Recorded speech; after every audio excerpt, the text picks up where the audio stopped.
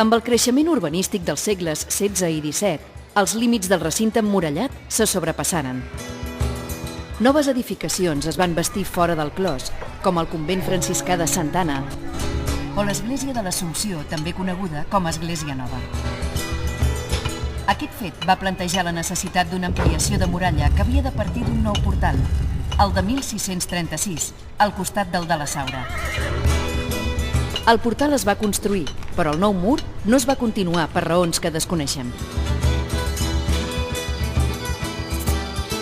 Fou aleshores que es dibuixa la fesomia actual de la vila i es construeixen edificis importants, com la Casa de la Vila, Ca Cosme, l'Abadia o Ca Batistó, on hi ha el museu.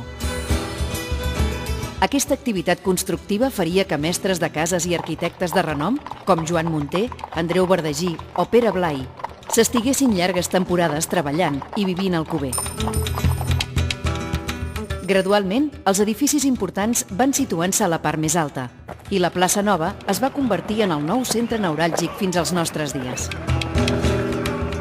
Tot i el creixement urbanístic del Cuber des del segle XVI, la necessitat de conservar les muralles per raons defensives condicionà la seva presència fins ben entrat al segle XIX, un període marcat pel malestar social, les constants guerres i la inestabilitat política. Els grans canvis del segle XX varen comportar la desaparició accelerada de les fortificacions i torres defensives.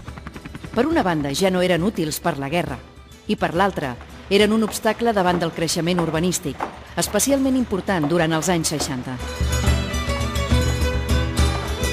Durant les darreres dècades ha anat creixent i formant-se una consciència col·lectiva de revalorització del nostre patrimoni històric i arquitectònic.